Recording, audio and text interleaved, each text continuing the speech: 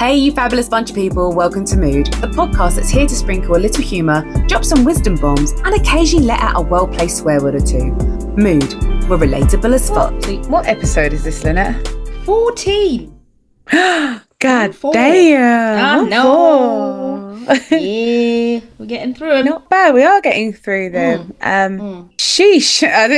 I know. I felt like it was 12 and that. The fact that we're like nearing up to 15, that's insane. Yeah, mad. What have we even spoken about in 14 episodes? Oh my goodness. We've spoken actually, when you think about it, it's like our episodes are longer than an hour.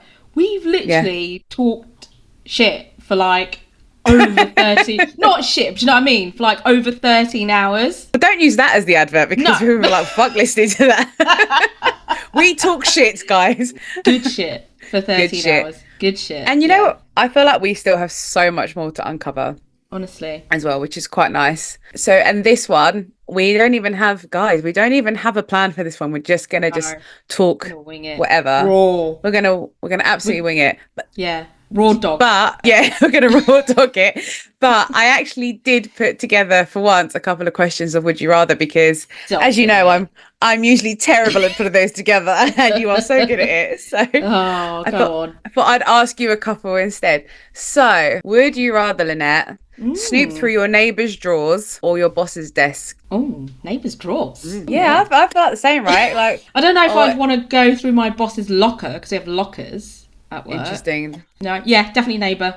Definitely neighbour. I would agree. I agree. I actually get on quite well with my neighbours. We have a ground floor flat and then there's a family that live above us and there's another family live above that. And the top one, I actually get on really well with her, and she's lovely. She's so like, you know, those like neighbours that just happy go lucky. She lives the best life. Like she sings down the street, she works out all the time, and I love her vibe. Like she's just very, very good vibes. So, amazing. So her drawers I'd definitely go.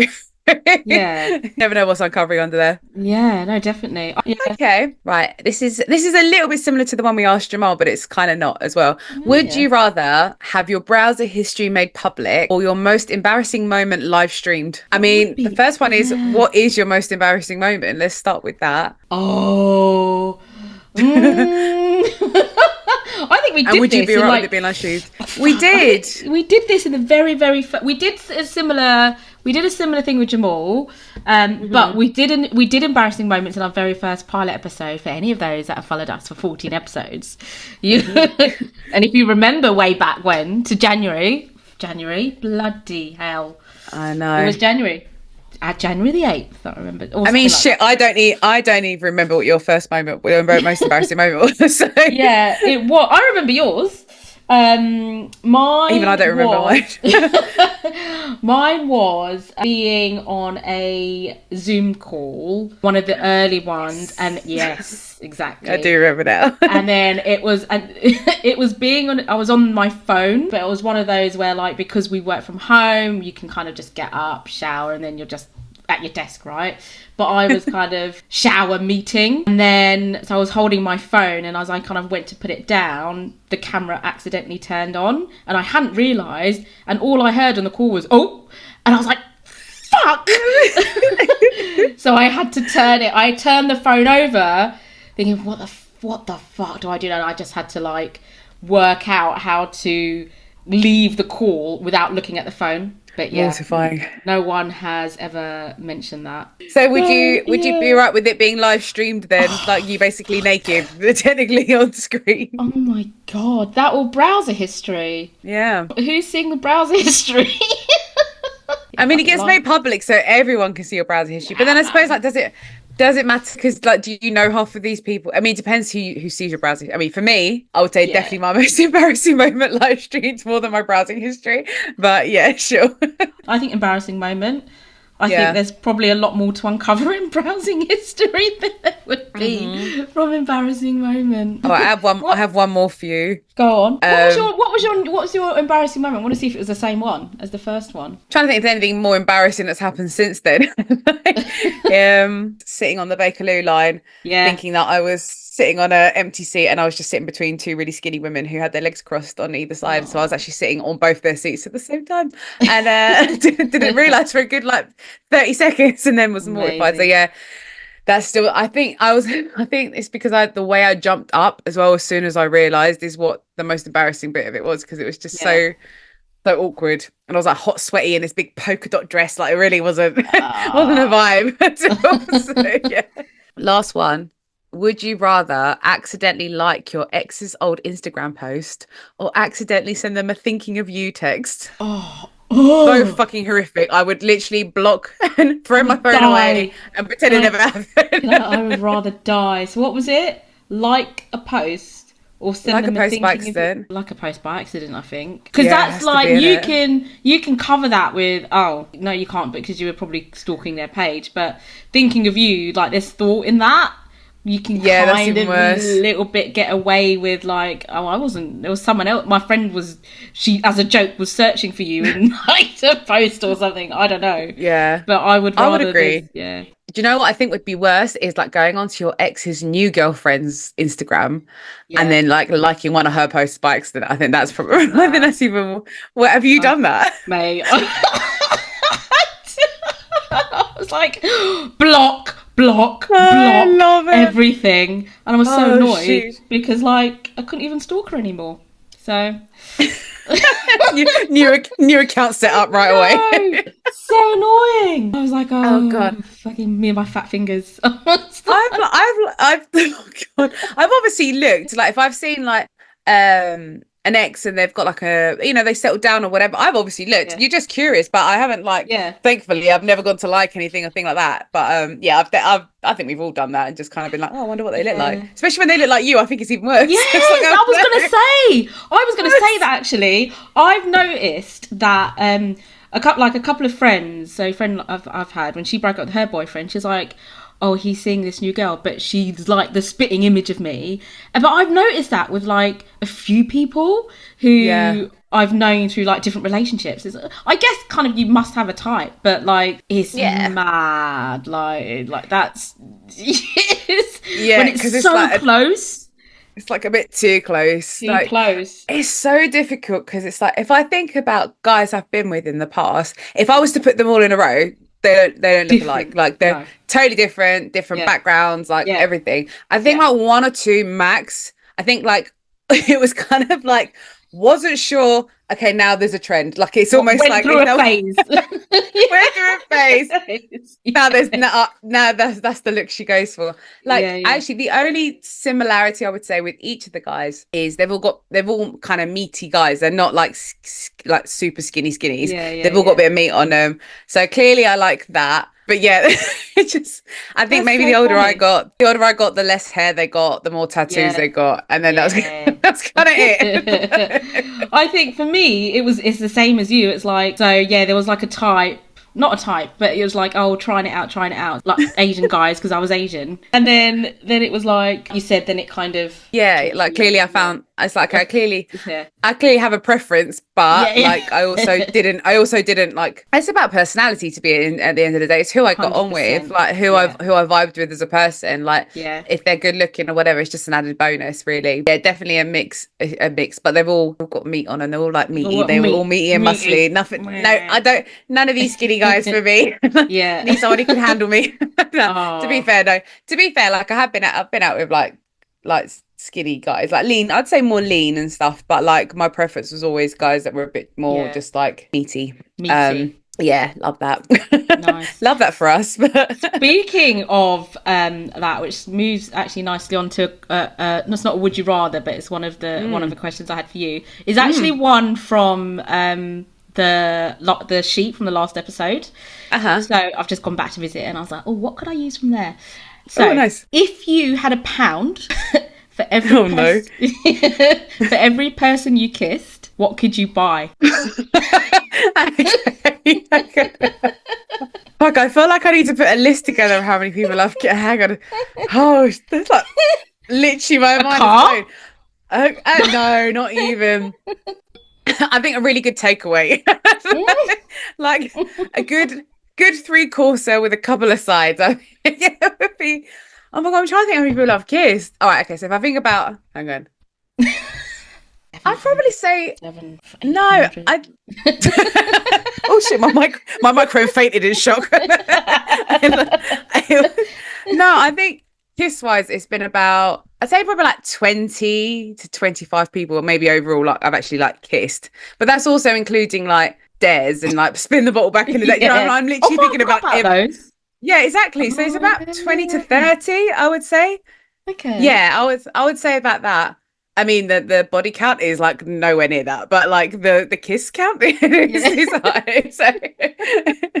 So yeah, I think I'd say a free course meal with a side, maybe. But I mean, from where? From like what restaurant? Clearly McDonald's. Because it's about 30 quid.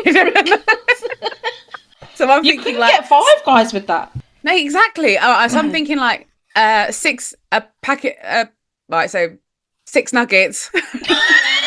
Like a wrap, a milkshake, and like, it's premium though. We're going large, and an apple pie. I think. Okay, nice, I think, and we'll go large, obviously, and maybe we'll donate the remainder to charity. Like just round it up. There we go. Okay, that's a good amount. What about you? Sounds good. I would say, let's go meal deal from Tesco. Meal deal from Tesco's, but on the club card price. Club card price, obviously. Let's go for a nice sit down Chinese. Sit down? No. Let's go for a sit. Hang on. Just for two. A sit down Chinese meal? For two. Yeah. Let's go set meal. Yeah. So, all right. So you're looking at like what, 40, 50 quid per head? No, okay, for one then. Not for two. Yeah. 20, 30 quid? On my own, yeah. Oh, so you're kind of similar to me. It's just you were more bougie with it. I was like, just happy saver. You get more for your money, right? Yeah, absolutely. Do you know what? Yeah. That leads me on to maybe a question I have, which is I had this chat with my mate the other day. And, well, actually, I say the other day, it was a couple months ago. All right, so we're both obviously in our late 30s, right? And I think we might have mentioned it slightly on the podcast before, I can't remember. But I was asking, like, do you think at our age, we get checked out still and we get chatted up? And my mate was like, no, right? However, in the last 3 weeks, I've had 3 separate guys like either chat me up or try it clearly. And I was like, where the fuck did, it's like the buses, they've all come at once. And I'm like, where the fuck did these people? Was one of them from the gym, right? One was from the gym, one was on the train. And then day before yesterday, I randomly got on the train. And I need to stop smiling at people. I need to stop being fucking friendly. I smiled at someone. Yeah. And then they they kept trying to give me eye throughout the whole train journey. And I was like, fuck. And I text Ricky saying, can you meet me at the station? Because I got a bit like, oh no, just in case. Yeah. He then, as I got off, he got off the same time I did, but he kind of proceeded to take a step back on purpose so I would get off before him. And then he went up the stairs and I went up the lift because I've got like dodge ankles, so I always get the lift up because it hurts my feet going up the stairs. And as he was coming down the stairs on the other side, he was like looking over, and then I was just like, and then kind of like looking down, and then he was literally waiting outside the station, and then Rick was just happened to be there, and then we walked past together, sort of like looking at him, and Ricky was like, I said to Ricky, just a heads up, like that guy was like looking at me. Looking at me, he goes, he was smiling at you as you walked past just now. He's like, I wondered why he was looking at you. And I was a bit like, So I'm convinced, obviously, that in our late 30s, people still find us, like, obviously attractive. And 100%. But you know what I'm thinking? Well, just on what you were saying there, do you know what it is? I think it's the word that was in my head when you were saying that is that exude. I don't know. It's late again. My words not learned. Exude. You glow confidence. You're so confident and bright and glowy, and you're sunshine, and all of these words, and you're happy. And I think it's just like you give out a vibe, right? Not like thanks. Not like a come fuck me vibe. Well, clearly I do. Why not, Lynette? Why not to you? What's wrong with me? Oh, you do. Okay, you do. Girl crush right there. I'm sorry. No. Have a nice weekend. But do you know what I mean? Like, and I think it's a confidence thing. I think if you're like you say, you're smiley and you're happy and you're just smiling at people. You're just you're happy and you're just a nice person, and you can see that from. But it's just like I don't know, because I mean, yeah, okay, thank you. Like, I don't mean like, yes, you're right. So, like, I mean, like, yeah, I get I what know. you're saying. Yeah, yes, I know. have you seen me? No, I get what you're saying. But it is just kind of like, it's just like all of a sudden, like, I swear to God, all the years I've been, and even when I've probably felt like my best self, maybe when I was younger and stuff, nothing, like absolutely nothing. And then now it's like, I'm kind of like, is it because like 40's approaching next year and this is meant to be like our peak? This is like the peak bit. And now we're like, this is where like whether we feel our most sexiest and whatever. Like, I don't know, like interesting. I'm just like, cool. But don't know what to do with all this attention. What do I do with all this attention? What do I do? Oh, that's good. No, I haven't. I can't say I have been. I don't. I just screw face everyone, and I've got a resting bitch face in the dryer. Like, don't look at me. Don't look at me. I'm tired. I don't want to be here. Yeah, I think that's the thing. Like, you said it. Like, do you feel like your best self when you go out and stuff? Like if I go out looking like shit, then no, I don't. Like, if I just go out very natural, it's like not a bad thing. But I'm just like, I always feel my best self when I'm done up, and obviously I go into work. Obviously, I make an effort. But yeah, maybe it's that, like how we're feeling at that moment in time. Maybe it is a confidence thing as such. Last time, you remember you were saying about the gym, it's like you feel you're most confident at the gym. And but I feel most ugliest at the gym, boy. Like, I'm sweating. I get like I get the sweat. I have this thing where like when I sweat, sweat tash, I'm all white here. And it just like, I've got my undercut growing out, so it's just like the hair is two different lengths. I just look a hot mess on the image. It's like, it's not attractive. So I don't know if that's if they think that looks good. Fuck, like they're in for a treat. Just wait. Wait there. Oh, I remember talking to my friend about that as well, because you mentioned it, and she was like, "No, I don't think." She disagreed with because your friend was the one who was saying like we're going into an invisible era, and she disagreed. She was like, "Absolutely not. I don't think so. I don't think that's the case." I don't think so. Late 30s as well, and I think there's still people looking, and I agree. Catch. I think. Do you know what? Oh my God. Do you know what? Do you think? I have a feeling it's that. Right, this is going to sound really bad.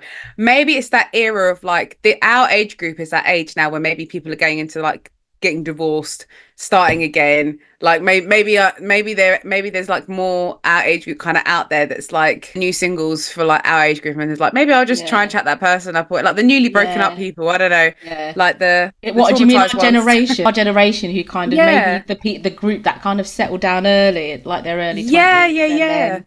They're kind of getting to like that would have been what, nearly 20 years ago now. I can't imagine doing that. I can't imagine doing that, but they're coming into like a thing where, like you say, our age, our generation, where they're trying to start again. And I've got like school friends that got married super early, and then they're already like divorced, they're on their second marriage, and things like that. And then I've got two friends that are grandparents already, and I'm like, oh my goodness, I just can't, my brain just can't, because I still feel like we're in our late 20s even, like, or like early 20s. Our age, grandparents. Our age. They've got so I've got two mates of mine, like one they both I went to school with, and like it's just insane. Like, it's so lovely because they're like young grandparents, and I think it's really lovely. But when like I got told they're the grandparents, I was like, get out. Like, it's just like, my brain can't, I'm still getting over the fact that we were getting married and have children, now we're grandparents. Like, when the fuck did that happen? Like, it's insane. But no, it's lovely. It is lovely. Nanny. Oh my God. Nanny. I know, it's so like in your late 30s being a nana, like it's crazy. But like I said, I think it's kind of cute, like, because they'll grow up and then you'll still be at a good age and stuff. So no, it's really cute. But it's just I can't quite take it. But I do think it's that age group that's like, maybe they've had that relationship. They've maybe, like I said, they've been together 20 years now. Then it's not worked out, and they're starting again.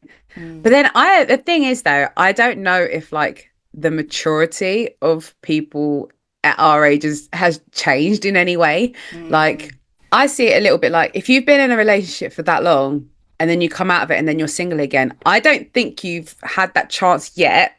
If you go straight into another relationship, I feel like you need that chance to, who the fuck am I at this age now? Now I'm single at this age. Who am I? What do I want? And what am I getting myself into for the next time round? And I think you almost have to, I think there's a thing I saw the other day where it was like, people in their late 30s are just finding themselves now at like this age as to who they are, what they want. I would totally agree with that. I feel like I know I've still got my older years, but this is the the most I've ever understood myself, I think, as a Yeah, person. Still learning, but it's absolutely. crazy. But yeah, I it's think just weird. Yeah, I think you're right. I think it's kind of like a mixture of, we like our age group or stuff, or we'd either kind of started having families or not, or and you mentioned like in a past episode, it's like kind of finding that pathway because of the kind of choice that you made, like you don't want to have children and stuff like that. So then it's kind of finding that, but then also the kind of the other side of things where people who are kind of having families as well but still trying to kind of find their way. And like I think at this age it's where it's kind of the age where society says, settle down, have kids, blah blah blah, and all of this sort of stuff, but not everyone is doing that. And so it is kind of right finding a pathway because you're not following the norm or whatever. And then the people that are having families are still trying to kind of still figure their way out because it's like, fuck, this is what society said I need to do, but like, what about me? Like, as a person and as an individual. And I agree. Like, I know we've got like a whole thing that we want to talk about this on about having children, not having children, wanting to have children, etc. I'll put it out there. Like, I was with someone like years ago, like I was dating, and they did have a kid, and there's the only guy I was with that did have a kid. And actually, considering I've always been like take it or leave it with having children, like I've always said that to everybody I ever speak to about it who says, do you want children? I was always like, I'm always 50-50 about it. It's cool, and I'm also okay if I don't have them. But I was also all right with the idea of being a step parent if I had to be as well. Like it never, I mean, I think also because my parents were divorced and my stepdad like took on the rollers, and I had a stepmom obviously as well. Like it's never been I've never seen it as an issue. And I think it's such a big thing to take on somebody else's children and to love them like your own. And I know not every parent, not every person that comes into a relationship can do that, but like it would never have bothered me if I'd had to have been in that situation as well. Like that was like the thing for me. So it's like, I don't know where I'm going with this, but what I'm just trying to say is like, I think when people say like, oh, I don't know if I want to have children or I don't want to have children, it's almost like this instant idea of like, you can't stand kids or and it's not that. There's just so many reasons as to why I've chosen not to. But I also, like I said, I would have been fine if I had ended up in a relationship where I did have them or had been with someone who did have them. And like the guy I was sort of seeing who did but I never was an issue. And that kid in my head, as far as I was concerned, was like, we never got to that point where like we were like a family or anything like that. Like it was just dating at the time. But I knew enough about the child to kind of like be really understanding of it and like fond of them and want to know about them and stuff and whatever. But it's difficult. It's really difficult with parents. You've also got parents that are kind of like you said well, what about me now? Well, I've had my kids, and I think that's the thing is you're so pushed to have children, and it's obviously not pushed on everybody. Like people do want to have kids. I don't mean it like that, but it's like you go into that thing of being a parent, and then you forget that. Oh, but what about me? I forgot about what do I want? Who am I? I don't want to lose your identity as well. You're still you're a parent, but you're still who the person that you are. Like, and I feel like you're like that, like who you are, right? And you're like, yes, I'm a mum, but I'm also Lynette who likes doing X, Y, Z and likes having her own time. And I don't think there's anything wrong with that. In fact, if anything, I encourage it more so. What's your like take on, I don't know, like people seeing, like, I mean, you're a parent, so like, what's your take on like how people perceive themselves now or like forgetting to be yourself and having that time for yourself, like the guilt stuff? Like, what's your thoughts around all of that? I think it's important. My friends who are parents at one point or another have kind of gone through a phase where it's like they kind of feel a little bit lost and your kind of life is consumed by a kind of human being who's like depending on you to survive and stuff. And I think it's, we call it like the trenches. So like I was talking to my friend about this the other day, and our youngest are around kind of 2 and 3. She's got 3 kids, I've got 2 kids, and it's only now after and our oldest are like 5 and 6, so it's now after 6 years that we're kind of like we're out together. And this is the thing, like we were out together like having a drink and just kind of chatting away and not talking about being parents or anything, just kind of chewing the fat about life and everything else and history and all that sort of stuff. And it's like, if for the first time in 5 and 6 years, it's like we feel like we're out of the trenches. It's mad. It's a mad one, and it's it's taken a while to get there. And I went through a really dark time when I had my second child for a really long while. You kind of parenthood's like really lonely, you know, trying to find friends that are on the level as well, not even like friends who are, you know, mums as well. It's just kind of just finding people who get it, and, you know, people and people who support you. Like it is a really difficult one, and I think it's really, really easy to get lost. Like stuff that we'd spoken about before in podcasts, you can't pour from an empty cup. You can't. Like, you need to be able to look after yourself. You've got to do the work on yourself. Like everything that we've spoken about in the last 14 episodes, and a lot of the kind of stuff that we've spoken about boils down to actually do the work on yourself. No matter how big or how small kind of that work is, you know, happy mum, happy kids, basically. And that's what, you know, my friends have always said as well. And actually one of my friends, she does this thing where like twice a year she'll just book herself into a hotel, like just on her own, not with anyone, not with any girlfriends, or, you know, with her partner or whatever. She's just like, no, I need that time to like de-stress, decompress, and all of that sort of stuff. And I think it's really important. And one thing which I always tell like new mums and new parents, if there's one thing you do before you do anything with your baby, it's like whether you're not getting any sleep or whatever, wake up in the morning and have a shower. Just have a fucking shower. Like I remember being in hospital for 7 days and like not having a shower. It was like my first baby, and I was like, oh my god. And you're just kind of, you're lost, and you're like, what the fuck do I do? And I remember that first shower I had, it was like, oh my god, I feel like I'm in a spa. And it was literally like, it was just like a hospital shower, and it just made me feel so much better. It just made me feel like little things like that.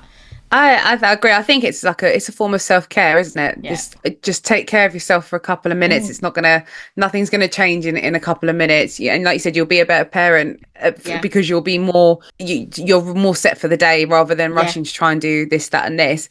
I feel like almost with parents that, because they hear so many stories from other parents of, I haven't slept in days and I didn't do this, and it's almost like you feel guilty, I guess, maybe, that you're like, I did actually take care of myself, and I did go and do this, like, and it's insane. There's nothing wrong with booking a hotel for yourself. There's nothing wrong with having a night where you give the children to parents and you go off and fuck off out. I don't see anything wrong with that. Like, in moderation, obviously. If you do it every night, then there's an issue, clearly, but you know, tempting, but there's an issue, clearly. But my mum always says it. My mum was always like, as soon as I had you and like your brother, I stopped being Chrissy. I was Alex's mum. I was Harris's mum. Like, I was just, that's all I was. So, and I kind of lost my identity a little bit.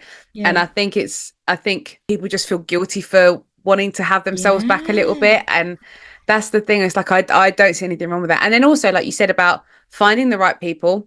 Yeah. Because I think you've got different types of parents. You've got parents that it is all about their children, and there's nothing wrong with that. Like, every conversation, everything they think about and do is about their child. I get it. And you know, fine. But then you do have parents that are like, yes, that is my life also, but I also want this life where I do escape, and I don't talk about my kids every 5 minutes, and I also get to do things that I haven't had a chance to do. And like you said, like, just go out and chat and not talk about stuff. Like, it's I had a mate of mine when it was her first, she's only had one kid, and it was her first kid, and she goes, I feel so lonely. And she said, and I go to like those mother like coffee dates and stuff. And she says, and everyone's just talking about their kids. And she was like, and I'm just not interested. She said, I'm just not interested. She was like, because I want to talk about something else. Like, I've come out to distract myself from that as well as, you know, it's hard. It's boring. Really hard. It's boring because you've got to do that. Like, you have to do it, and it's okay. Like, to say that is boring as well, because it's what you consume yourself with. And sometimes you go out to these groups or classes or whatever to try and find people,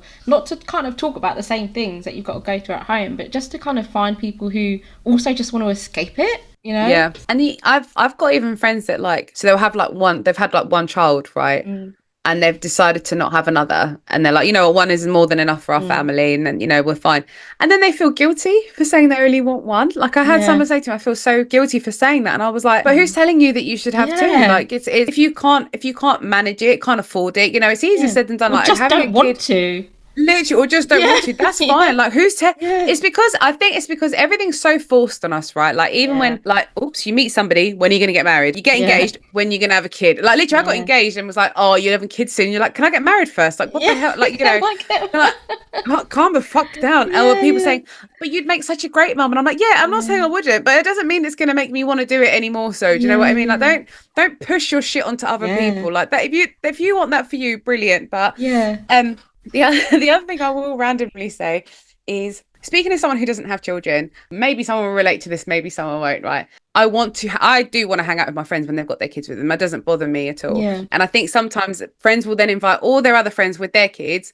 And actually someone who doesn't have kids gets kind of like not invited because they'll be like, oh, she won't want to come. And I'm like, no, I don't mind. Like, if we're hanging out together, I don't mind coming. It's cool. And then at the flip side, I'll get mates that do that, and then they say, "Oh, it's great because you can help me babysit the kid." And I'm like, "No, that's not that's not what I also came for. I will hug and like play with your kid, of course, but that's also not why I'm here."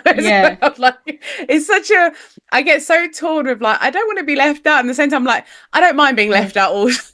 Depending.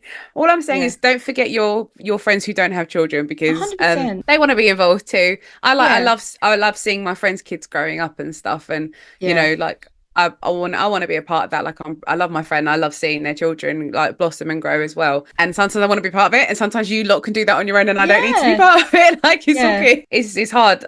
It's also from a thing that I saw years ago where it was like, it's a bit like Bridget Jones' Diary. She goes to that dinner party and she's like the only single person there, and then she feels like she like doesn't fit in because she's the single one. And I'm like, that's reality. Not everybody is settled down in that, and you shouldn't just do like a couple thing. Like, think about all your friends. Like, I'm sure someone will like to go out, and some people don't, obviously, but I always just think, like, I always sit there, always think about, okay, I want to think about everybody in the situation, and not just we'll just do a couples thing and forget everybody else. And I'm not saying that's what happens, but don't forget your single friends, guys. That's all I'm saying. And don't forget your childless friends, guys. Flipping that around as well, because I'm not married. Why does society, it's like, what, ow, just bit my tongue. Why was that person going, oh, you're engaged, like, oh, you're gonna have kids soon? What if I wanted to have kids anyway? Like, I wouldn't have needed to be engaged or married to have kids. Like, there's that side of it as well, you know. I guess there's like different laws. I haven't really looked into it like much. I know people say, well, oh, don't, you know, it would be nice to have my kid's surname or whatever, but okay, what is that? What does it matter? Like, their surname, they're still your child regardless. Exactly. Well, my surname's on their passports and his surname's on their passport, so it's like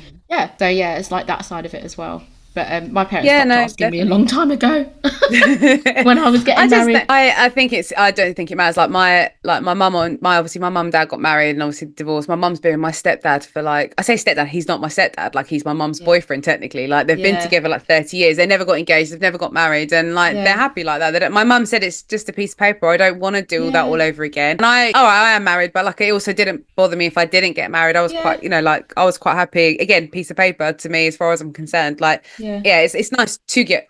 For me, it was like, it was nice to have the wedding. Don't get me wrong, but like I was just happy just to be with everybody, and obviously just be with somebody like that. You know, that was saying like, okay, well, this is it. So it's just, I think sometimes we're so pressured into doing stuff. And sometimes we don't realize it, or you know, there's that whole thing of like, when you hit a certain age that you feel like you have to sort your life out. Like, I definitely felt in my 20s, I was like, I need to be married, buy a house, like all this stuff. By the time I hit 30, I felt like I had to achieve so many things. And now I'm like, none of those things are important to me. Exactly. Now I couldn't give a shit. When you look back to like 30 though, it's like, why was I in such a rush to like to get to 30? Like, that was, you were only just coming out of your 20s, for God's sake. Legit. I don't know whether social media made us speed that up a little bit more so because we saw our friends and families getting married, maybe, because before social, like, I wanted to, like, you know, meet somebody, all that stuff, but like, I don't think it even came as close. And I think maybe when social media kicked in, it was like I saw too much of that, and I was like, maybe I felt that need more so at that point to have to do that. And I think it's because we are, as a society, we're very ageist, and we do force things on people. And you're at this age, you should dress like this. You're this age, you should be doing this and this with your life. And I think it's just such bollocks. Like, who said that we have to do these things? It's absolute crap. And then that's what happens when you end up putting yourself into situations that you're like, actually, this isn't what I want at all. Yeah, and you're rushing through life and looking back. And now you're 40 years old, back on Tinder. Trying to make sense of the world. Exactly. exactly. Getting Single mum. unsolicited dick pics and all sorts. Oh, fucking hell. Let's talk about that, actually. What is it with people where they think, oh, if I just send you a nude picture of me, that you're instantly going to be like, yes, let's go. Like, as if that's ever fucking worked. Yeah. Like, I had one, I blocked. Yeah, so I had, okay, so for you, those you don't know, I had someone who supposedly accidentally on purpose sent me a dick pic, and I just blocked them instantly. And I was like, what the fuck? And they were like, oh, I didn't mean. He was like chatting to me, right? Like he commented on some of my stuff, and I was like, okay. And then all of a sudden I had this photo. I should have fucking known it was like a play once picture, but I was like, because we were just innocently, it was an innocent conversation. So I was like, yeah. So I was like, okay, what did he send? And then I was on the train. So it was like great time to open on the train. So I was like, oh, for fuck's sake. Thankfully, I instantly like clicked straight off again. And I just literally wrote, what the fuck? And they were like, oh, I wasn't meant to send that to you. And I was like, yeah, all right, sure. I don't even know the person. It's just, you get like random followers, obviously. I've never understood the thing of, unless you're like sexting, then fine, then send away because you're consented to it, fine. But to randomly think it's a good idea, random, I with no teasing or flirting or even like, giving you any idea that anyone wants that. Yeah. Why the fuck did you think that was a good idea? And it's always wrong the with shittest people. pose as well. It's like the shittest pose. Well, I mean, how can you get a good pose? I don't even understand like how you would like awful picture. Like no one wants to see that. Even on their best day, nobody wants when to does see it that. work? It's like, when you used to like, because thankfully it doesn't happen as much now, but it's like when you used to have like builders like shouting obscenities at you, as if you're gonna be like, that guy's mine, like that's the guy of my dreams. Thank you so much for saying get your tits out. Like I was like, that's no. Yeah. I don't know. I don't know if that's ever worked where the guy's just been very honest and open like that, and a girl's been like, yeah, all right, let's go. Like I can't imagine. Yeah, or like when I think I said this before, so I grew up in South East London, and it's the hood rats. It's just standing on like the street corners and just like when you walk past, like wagwan princess, and you're just like, and then you carry on. What you say? Oh, or I've had some people go like, oh ni hao, and I'm like, what the fuck, like seriously? Oh my god. And then you walk past and they go, what you mean stush for? What you mean stush? Like, or they say your butters anyway. Your butters anyway. Yeah. Yeah, I didn't like you anyways. Fuck off. Yeah, like, whatever. Oh, you're fat. Yeah.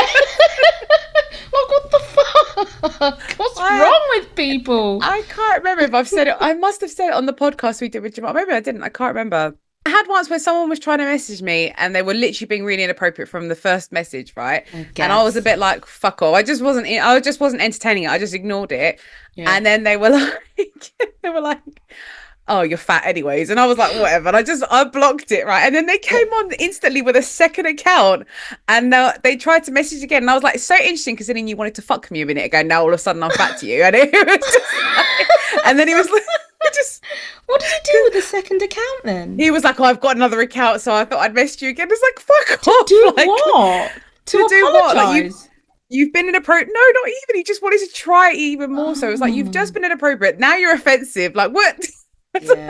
What? None of those things work. So what did you think you were going to get? The internet's made people brave. But it's like in normal life, like before the internet, that is like the equivalent for just like being a flasher, walking down the street in a bloody parker or a mat going whoop, and it's like the fuck. I have a thing where it's like the most it's the craziest ones because it's just like the ones who shouldn't have that kind of confidence have the confidence to think it's okay to send you inappropriate shit, and you're like, you have no right to be sending me stuff like that. Who do you think you are? Like, honestly, it's just crazy. But I wouldn't mind so much, but like the fact that like we're the age that we're at and those things are still happening is what I find absolutely shocking. And then listen, girls are just as bad. I'm not saying it as in it's just it's all guys and stuff and whatever. Also, there's like loads of things now around like even like the dating scene in general, where I've seen videos where they're like, oh, I made the guy take me out to like this really expensive place and I made him pay and all this shit. And it's like, you know what, if this was like back in the day where we didn't have money and stuff and we weren't the jobs that we're in now, maybe I would say like, fine, we're most of us, I'd like to think, are independent ladies. We can afford to fucking get if you can afford to go on a bus, you can afford to. Yeah.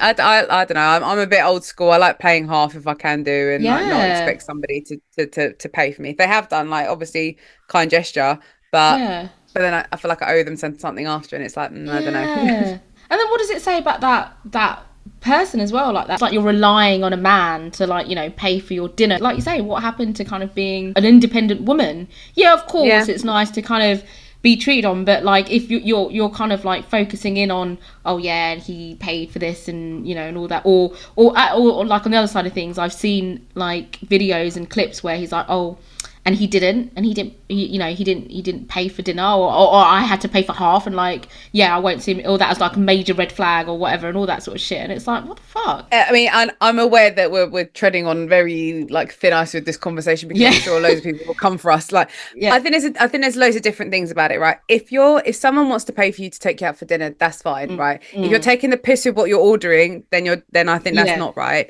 If it's the assumption that person is going to pay for you, I don't think you should go in with that assumption. You should at least offer and wait to have that person say, no, it's my treat and stuff and whatever. Yeah. Or don't expect them to take you to the most bougie ass place on a first date as well, and expect to pay like shitloads for somebody they just fucking met. Like, it's more that side of things. Like, I've been on first dates where it would be like a nice restaurant. I've been on first dates, been Nando's. It's not a big issue. It's the company and obviously what you're doing. Like, but it's those people that I've got that high expectation, but they're not. They wouldn't pay for that themselves, or they wouldn't pay for that person themselves. It's more that side of thing. Yeah. Like, I just think exactly.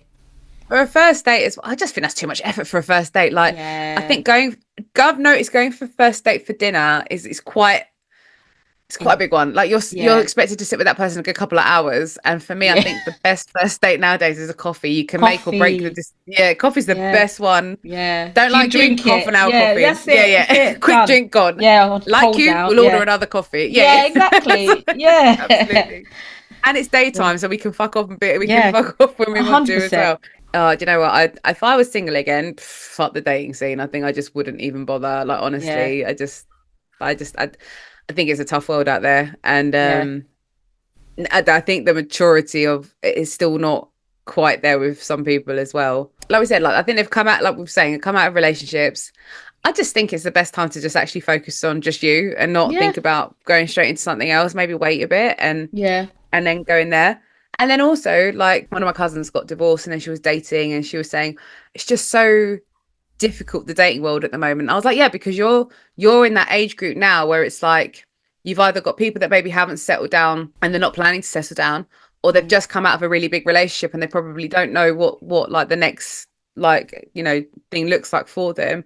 And not only that, people come as a package now. They're not just one. It's not just them. They've got an ex-partner. They've got children and all those things to take. And then, you know, and even other things, like they probably have like parents they need to take care of, and they don't have as much free time, or they're quite career driven. And you're going to be on the side bit, like to you know, you're going to be all right with that. Like, I think it's harder. She's our age. Like, she's about 8-9 months younger than us. Like, so I appreciate it's really difficult out there in that respect, which is why I'm a bit like, I think if you just fucking stay single, it's just so much easier. Like, go on nice dates, get your confidence boosted a bit, like, have, you know, spend time with yourself, enjoy your own company, and don't worry about it, honestly.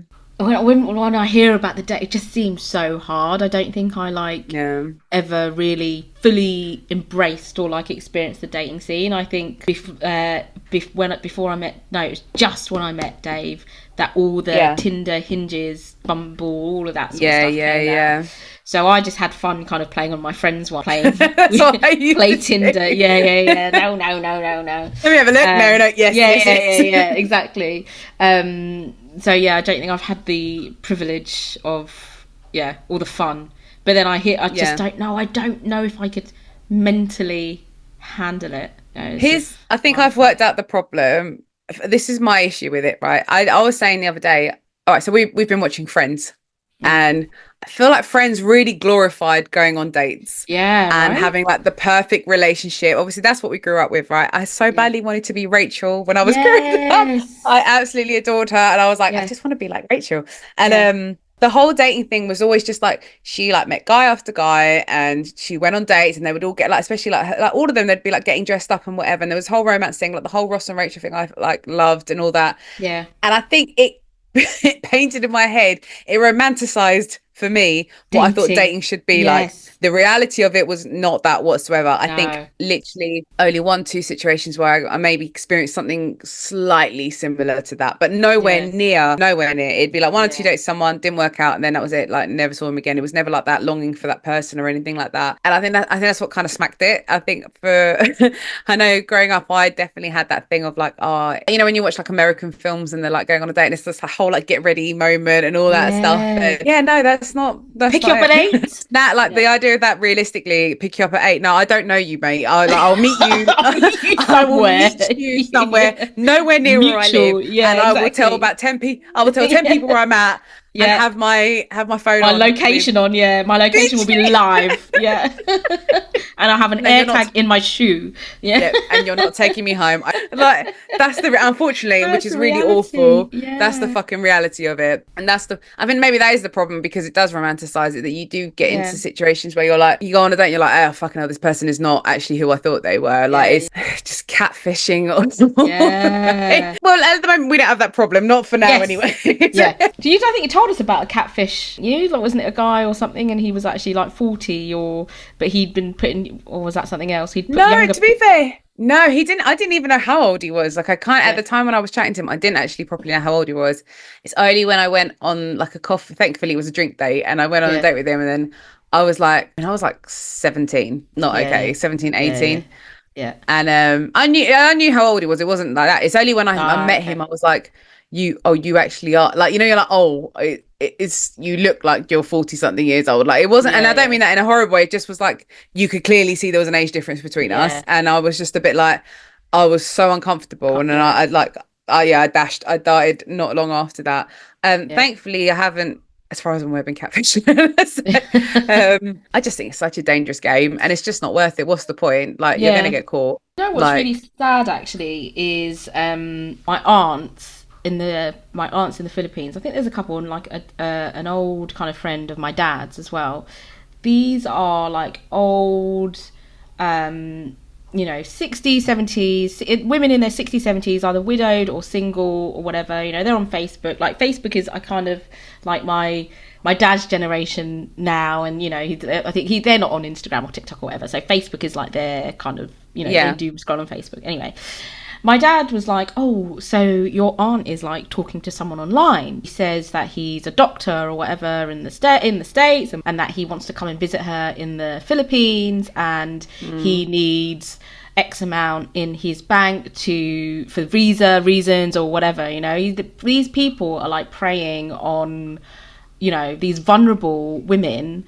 And my dad was like, can you just check it out? And I was like, you don't even need to, like, it's not. And then he was like, oh, exactly. And then he's like, oh, but she said that they've spoken on video. I was like, they can't, like, honestly, they can't have done. It's not like, it's either, if they have, like, his video's been off, or, and so I did, you can do a reverse search on like Google and stuff like that. And so I did that. I was like, listen, I'll prove it to you. Like, these people are using like photos from LinkedIn and saying, and then you can see that actually this person is using that picture on like multiple accounts as well. And if you go to like their friends, it's like it's all the same category of women, widowed, divorced, widowed. It's sad. It really is. Like, these, it's so messed up. It's just so dangerous, like how easy it is to fool somebody into believing you're somebody else, and it is so scary. I watch a lot of like murder documentaries, like true crime documentaries and stuff, and there's been situations where someone will pretend that they are like 17 years old, and like to get a younger person to go and meet them, and the amount of times you do fall for it, because it's sometimes all it takes is the right comment, the right people, the right time, I think now I know it's a little bit harder now, but it's still, because you can search much better, I think, photos and stuff, but people can still fall for it. It's still, if someone's really good at faking who they are, it's still doable. There's even like porn star I follow on Instagram, and he posts all the time that people use his picture on like Tinder and that pretend they're him so they can try and meet up with girls. And he's like, it's not me. Like, I just need you to know it's not me. I never have a dating site. You need to be really careful. And it's so scary because that's all it takes is just to take somebody else's picture and put it up and then be like, meet me. And the only thing I used to do when I was doing dating, I feel like people should do this more because I don't feel like a lot of people do this, is I would insist on talking to them on the phone before I met them. Would absolutely insist. So not like obviously pictures and stuff was one thing and like videos or whatever. I always could tell just from the phone call whether I knew I wanted to meet that person or not. Like if I just got like any red flag in just conversation, or I felt a bit off about them, or they said something stupid, like I would be like, nah, I'm not meeting. I literally am not meeting that person. That was and I feel like that should be done way more. We're too quick to just text and and not actually get to speak to the person like on a one-to-one. Like I think that's an important one. I think your first date should essentially be like, it should be a call. You should just speak to them on the phone. Because there's, like I said, there's been many a time I spoke to someone and I was like, oh fucking hell, no, I'm not meeting that person. Like, just really, what was it? Well, I think you can tell whether they've got chat or not. I mean, maybe when I mean, to be fair, I've had one where they had chat and then when I met them, they were really shy, and obviously that, like, that's fine. There's nothing wrong with that, but they were a bit too shy for me. I had one where he just kept trying to do like voices almost. He was like trying to do like, he kept trying to talk like Al Pacino in Scarface, for example, right? God. And I just found it really ick, and like he was just not taking the conversation. Like, he's chatting to a girl, right? Let's bear in mind this is first impressions. Like, it's not an interview. Yeah, obviously be yourself, whatever, but when you're just fucking around, like, it's clearly you're not interested in like getting to know somebody properly. It was just and as I was younger, I was trying to be polite, like, like funny, and say hello to my little friend. What was he like? What was he saying? Like, no one wants to see that little friend.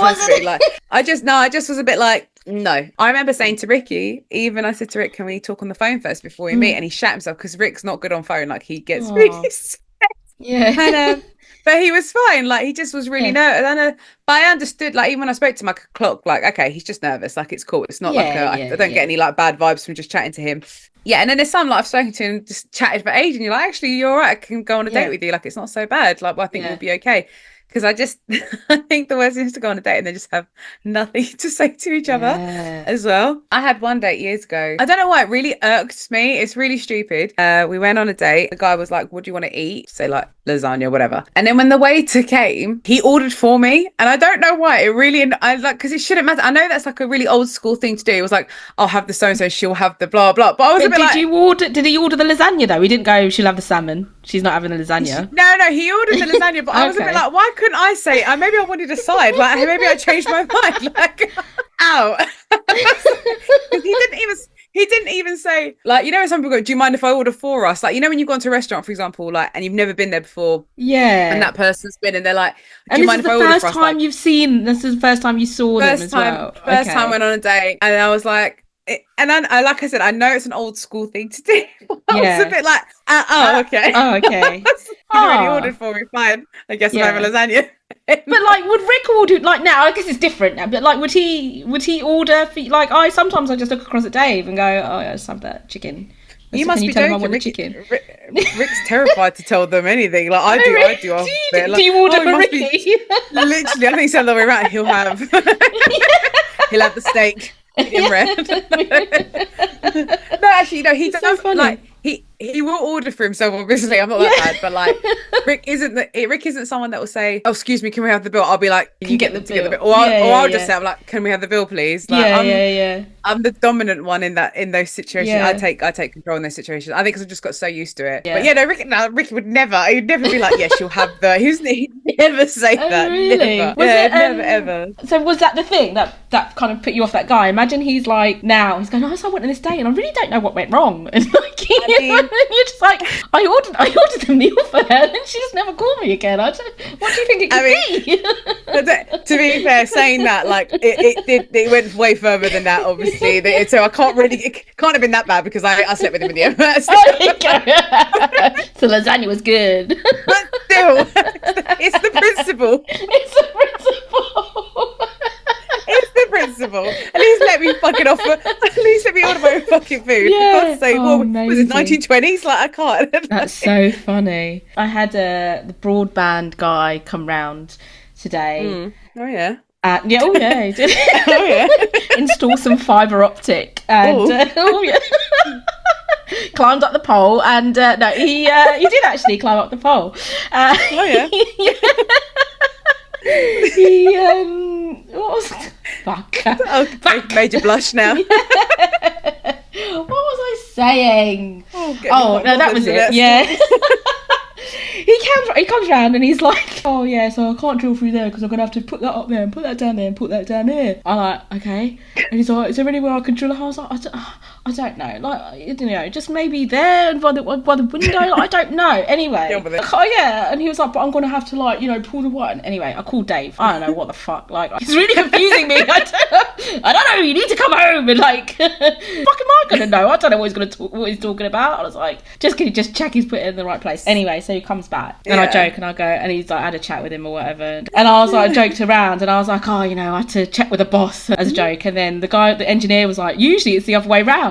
Is Dave like the organizer of the family essentially then? I mean, I wouldn't go that far. He deals with one supplier. Yeah, he's the manager. Yes. The open reach guy, the broadband guy. I think we each have our strengths and weaknesses. Interesting. I mean, I don't have a clue about cars, but like he will also I know we're talking about like stereotypical male female roles and stuff. I know we're talking about that, but like honestly, it's like cars and stuff. I just feel like if I go into a garage, I'm going to be taking the piss out. Not, you know, I feel like they're just going to take the piss out of me anyway. I send in a 6'5" guy, even though he doesn't know any, like, you know, he doesn't know about cars or whatever. Yeah, but they'll probably take you more seriously. Exactly that. And I feel like they would probably respect him more than me going in.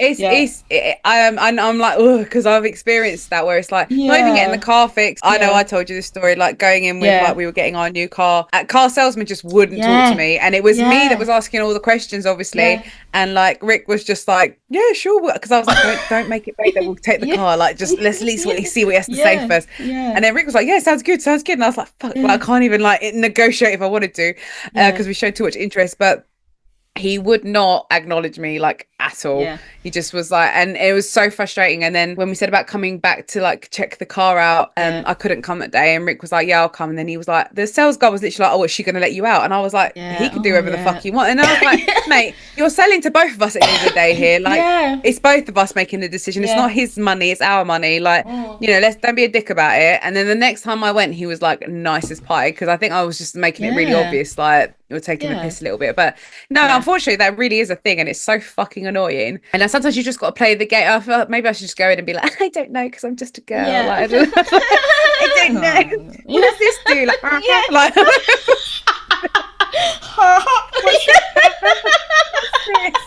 how does it go? Where do I put the petrol? I just don't know. Like, oh, fuck off. Like, I can't stand it. Can't stand it.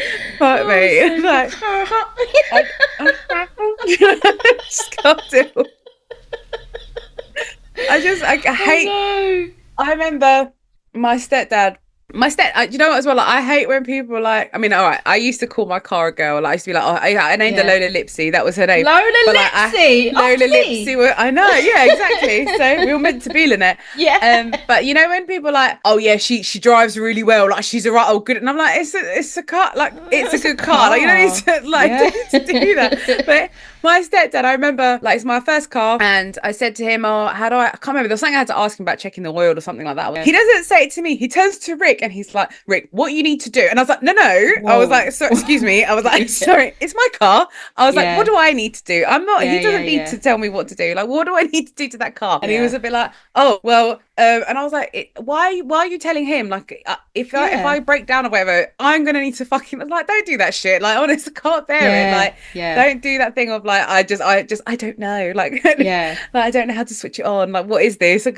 Like, you know what I mean? It's just like so fucking annoying. Yeah, I remember though, to be fair, when I first started driving, I mean, we've all made mistakes when we first started driving. Don't worry about it. Well, I don't do it now because I kind of just like found myself in a position where I had to force myself to learn how to park. I would go to places, I would take a picture and I'd send it to Dave and I'd go, please can you draw me a diagram of how I get out of here, because I can't I couldn't reverse park, so I used to drive into, now I can. I had to teach myself to do it because I was circling this car park for hours, and I was like, right, no, I'm gonna force myself to reverse park, and I learned. I was just like, right, I'm gonna do it, and I was like, oh, that was pretty fucking easy. It's so funny. I did the same thing. I did not the diagram thing. We've got this car park that's near us, like by a shopping centre, and it's really narrow, right? And I drove into it, and I realised as soon as I drove in, I'd driven in really badly that I kind of couldn't get myself out of it again. So I panicked. I scraped and it was like scraping all the side of the car almost against the pillar and everything. And I was like, and Ricky only worked down the road at the time, and I was like, I can't get my car out. Like, I don't know what to do. But I did it. Like, I ended up doing it on mine. He didn't need to come over in the end, but it's just because I worked it up so much in my head as to what the situation was. But the one good thing, actually, like, I'm not saying like he's the only thing he's good at, the one actual good thing, one of the good things that actually Ricky has always taught me, and just because I ended up doing, was reverse parking. And I actually can't drive into a parking space. I have to reverse park it. Like, I've got to that point, and I'm so glad, because I know a lot of people really can't reverse park it. It's difficult. It's hard. It's hard. And I actually can't use the camera and stuff. Like, I don't like, because we've got like the rear view camera. I don't like it. I would rather go on like my instincts of where I think the car is at than rely on the camera too much. But that's the one thing where I'm like, I'm 100% doing that. There's just no way. No, so he's actually a really good driver, and he's a fast driver, unfortunately, but he's a good driver in like parking or I'll always trust him. I don't know. So since our conversation with Becca about eating the times and stuff and whatever, obviously, because she said it's fine. Have you felt any different since you had that conversation? We haven't managed to kind of find that rhythm yet to kind of balance. Happy balance to kind of get to early eating and stuff. I've certainly like noticed a lot more. Like, I'm listening a lot more to like my body and stuff like that, and exactly what she said and what we were talking about. You know, your body is telling you things, and it will tell you things, and so it's just been more aware. So I noticed like feeling bloated and looking at what I'm eating, and at the time, you know, like definitely the late one is, you know, is the big one, like feeling bloated when I wake up and stuff like that, and feeling quite lethargic, and it's made me more aware, like that conversation that we had as well. So which is good. She gave some really good advice. But we could definitely do another one around like lifestyle eating and things like that, and see what people say. And guys, if you're interested, we can do that for you, because we care. We care about what you put in your belly and what time and when. So absolutely. Also, I think we should tell people that you and I have something happening. We'll go for a big old fucking walk, guys. Like, we are doing a 20k walk. It's for Mental Health UK. We haven't actually got any donations in as of yet, so that's another reason why I'm mentioning it, because I appreciate that it's a shit time of the year right now, and it's coming up to, you know, end of holidays, and the last thing you want to be doing is thinking about spending any additional money. But it's for a really good cause. It's a cause I think that's close to both of our hearts, if I'm completely honest. And we're doing it alongside with Becca and Robin and some other friends and family and that are joining us as well. It's going to be really cool. So how are you feeling? Actually, talk to me about training and stuff, because I know you sent me a video when you first started. How's it going? No, it's good. It is good. So it's good. It's going. I'm moving. I'm moving. And that's the thing. It's like, there've been mornings where kind of I've woken up a bit late, and I'll say to Dave, I won't be able to do the full loop today. He goes, it doesn't matter, like, and it's stuff that we've talking about as well. He'll be like, doesn't matter, just do something, just move. Because this time, you know, 3 months ago, whatever, you wasn't getting up and moving, and so if I do that, it will be kind of first thing, get up, put my kit on, get the dog out, and just go and just do it. Put a podcast on, and and so it's good, and I enjoy it, and it's like, I think to myself, like, walking around, like, you know, one of the first messages I sent you was like the spinning, and I had that, and like I had a schedule of like spinning and stuff as well, and I was like, it can be done, but again, like, I always think about like stuff we'd spoken about, like, if something doesn't work or you fall off the wagon for something, it's because it doesn't fit your lifestyle at that moment. It's not you know, it's not because and that's what it is, and it's finding something that fits, and this fits. It's like, okay, I can get up, I'm so close to home as well, and I'm moving, and so I'm feeling good about it, and you know, I like getting up and going, right, let's take the dog out, and it's, you know, it's good for her as well, and So she loves it, because she jumps on me when I wake up every morning. She's like, and when I put my cap on and put my shorts on, and she's like, oh, I know what this means. It's time. It's time, yeah. And Dave's like, oh, she's been waiting for that for 4 years. And I'm like, oh, better late than never. Out. Exactly. She does go. Dave takes her out, and I have taken her out. So I don't know what he's talking about.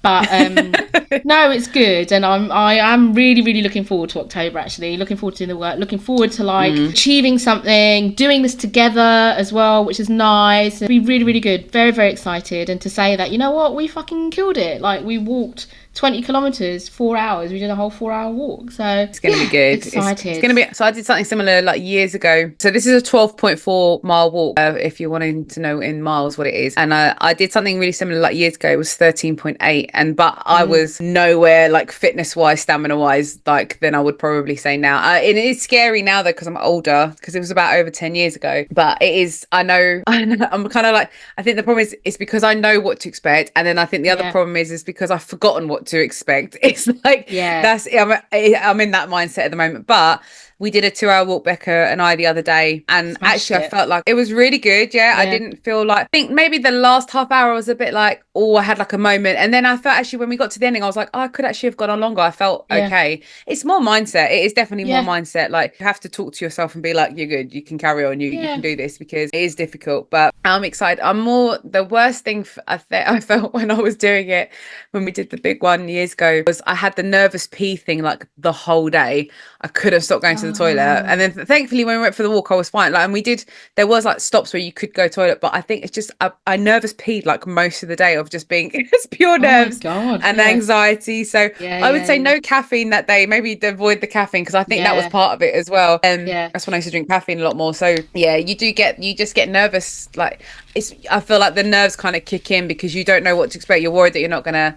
I was worried I wasn't going to finish it. I was worried that my friends were just going to overtake me and I would be on my own doing it and all that. But don't think about it. I would definitely say bring some earphones, because you do get to a point where you don't want to talk to anybody and you just want to focus as well. 100%. So, and it's nice we've got a little gathering doing it all of us together. So that's going to be fun as well. This is it. And it's for good cause, guys. Mental health. Yeah, I do love as well. Lynette was like, even Robin said it. Robin was like, we could go for a drink or something after. And I was like, girls, we're not going to be able to fucking walk after. I was like, try. But just a heads up, we might not want to walk after.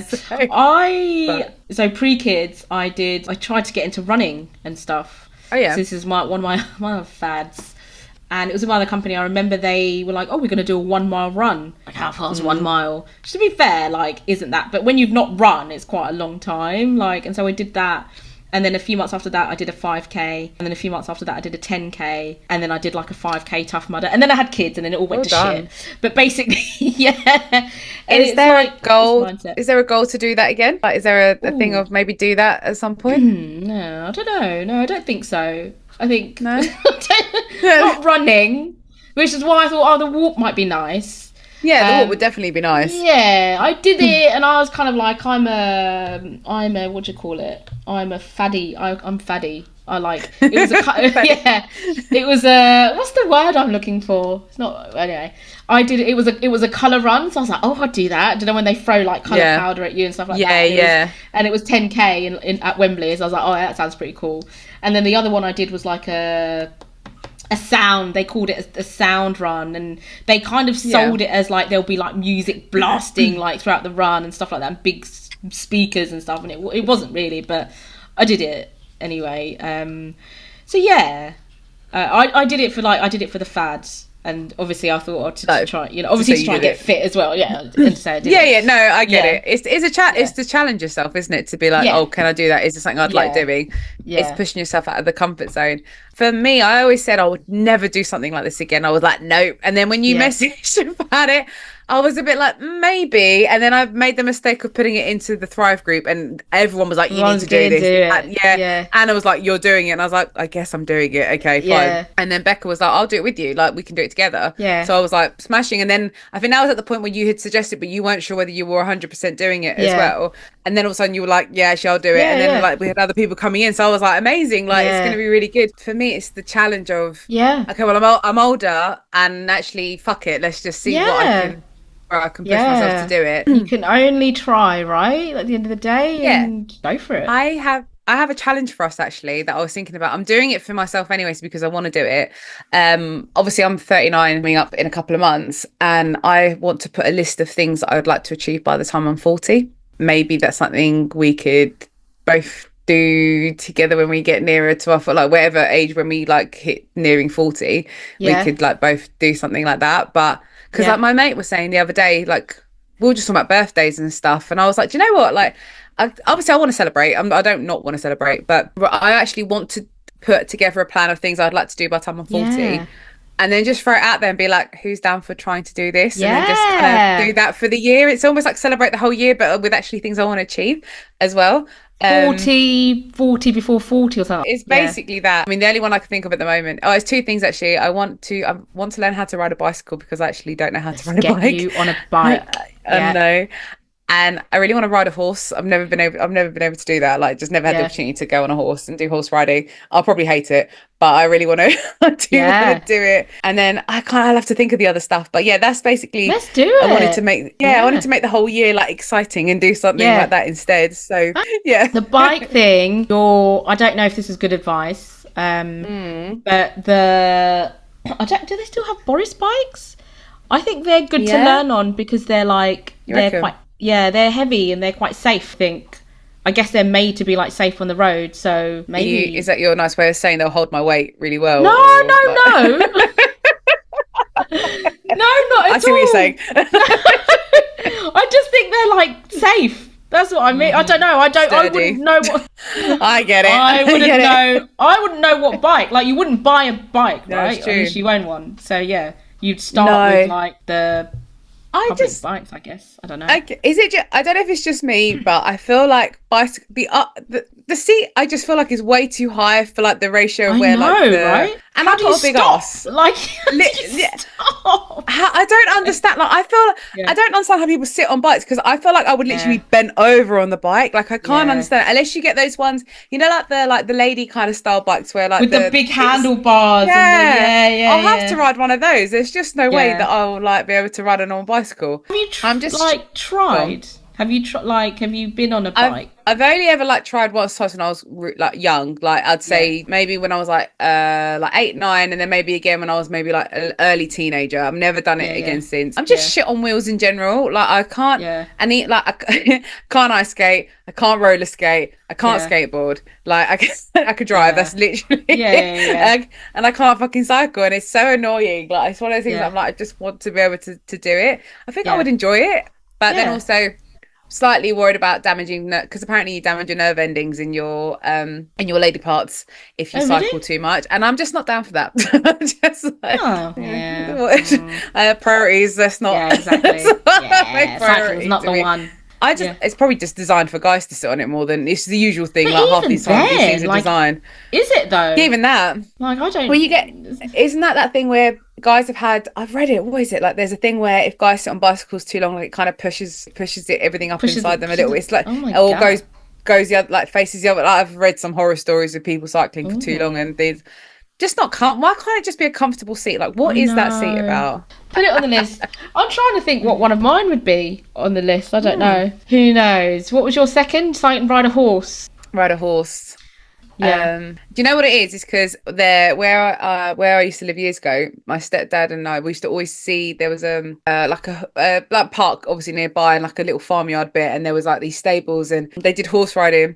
And my stepdad always promised me, one day I'll take you to that, and you know, we'll take you horse riding. And I'm now 38 years old, and we never fucking went. And I was like, I remind him all the time, I'm like, never took me. Shit dad. So there's always an ongoing joke about that, like, he never took me to go and do that. It's one of the things. I'm sure there's there's definitely other bits and pieces of like things I want to do, and more like long term, I guess, like like, I know I want to get into life coaching. That's definitely like, that's maybe it's not a thing to do by I'm 40, but it's something I definitely want to get into like next year and start doing. But the other day when I was like, oh god, I'm going to be 40 in a couple of years, I was in my head thinking, what do I want to achieve by the time I'm 40? Obviously, like, there's loads I want to be able to do, but like, there's nothing which kind of stands out. What year do you turn 40? 2026. Same, yeah. So we would, But, like- so we would have been in the same school year. So yeah, Yeah. basically. I love it. Yeah, we would have been in the same year. The same school, I would have just yeah. been 1 year above you. That's it, Or like that's the it, ones that's with it. like, when That's they're how- like the September and they're on the cusp. Yeah. Like I could have joined you, but I could have been in the year below. Yeah. That's how Brits determine like whether or not they're in the same. You fall within the same bracket, basically. I haven't Yeah. heard someone say that in so long. Like literally was such a flashback when you just said it. Like, oh my god, yeah. Yeah. And then, Well, we'd still be doing not it. We'd have a true. crossover, right? We'd have a crossover. We would have a crossover. So That's why I was like, we could do some of the stuff together. It'd be a laugh. Definitely. I was thinking of like silly things like jumping out of a plane and stuff like that, but I mean that would cost a lot of money. Okay, and I maybe don't not. know if I want to jump out of a plane. I don't want to jump. Maybe not all the things to do together. I know. Go on. I want to learn how to swim. Okay, yeah, we can totally do that. Yeah, Yes. I wanna learn how Okay, to that would be swim. fun. Did you do lessons when you were younger? Like, what's your swimming experience? I did. So my dad actually, we did lessons in school, but it was only for like 3 months. And then my dad used to take me and my sister out to swim, and but he got allergic to the chlorine. And so, wow. and so we stopped. And I think that was, so he stopped taking us to the pool. Yeah. And then just never revisited it. When I started getting older and like going on holidays and stuff on my own or with friends and stuff like that, I was like, oh, I can't actually fucking swim. Can you float? Can you, like, are you comfortable in water? So Like, what can you do? I've convinced Dave that I've got dense bones. Because he's... Okay, sure. It's like, I was like, Some no, people can't though. Yeah, exactly. See, and I said, no, my bones are too dense. I can't float. He was like, shut up. I'm like, I can't. I remember when we went to Egypt. It's like one of our first holidays together, and then they take you out into the sea. He had he had to drag me around on a dinghy because like everyone goes out in their flippers and goggles. He's like, come on, let's go. And and he said, to be fair, like when we went to the Philippines, you go cliff diving, and you can do 3 meters, 10 meters, or 15 meters. And I did jump off like the 3 meter with a life jacket on. And he's like, I don't think you should have a life jacket on. And then when I jumped in, it just went like that. And I was like, that's why I didn't have the life jacket. But I wouldn't have wanted to do that if I didn't have the life jacket on. But you're not too afraid of water. Like you're enough. It's enough to like get in it and not be totally terrified by it, right? I'll get in. I'll get in if I've got a floating device, like a dinghy or something, or a life jacket. Like that's I wouldn't not mind. too bad. Yeah, I've got a mate of mine. She's terrified. So like if I take her in water, she hates it, and she'll literally cling on for dear life. Like I will like carry her in the water because she's that scared. So it's really? But the fact that you'll get all right, you got the dinghy, fine. But like. I think you're kind of like halfway there. I think that's achievable. Definitely can. It's important to learn how to swim as well, for definite. I think my bones are too dense. Your bones are too dense. I don't know how people can tread water. It's like, I don't get it. Like, how are you doing that? Because I'm like this.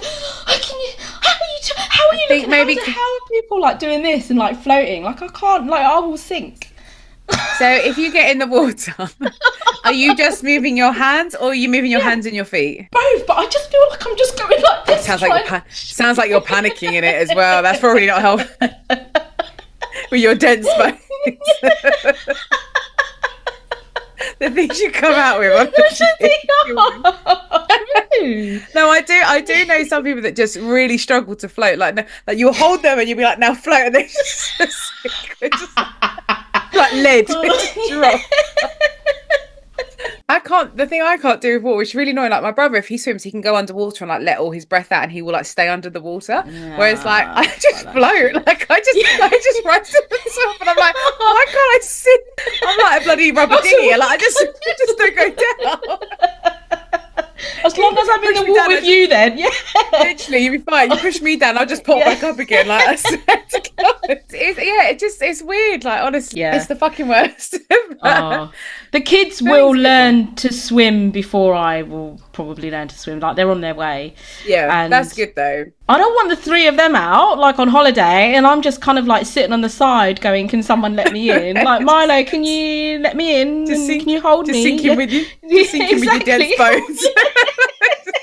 We're going to get in a pool together and you're going to watch how I'm just going to go, but my bones are tense. Like, Just doggy paddling. Yeah, that doesn't work for me. It doesn't work. I love it. So we've got episode 15 coming up, but we'll need to come up with some plans and things of what we want to talk. Or not. Or not. The net, we need to start organising episode 20 because that's meant to be the big one. There's only 6 more to go. I'm down. So, Christmas.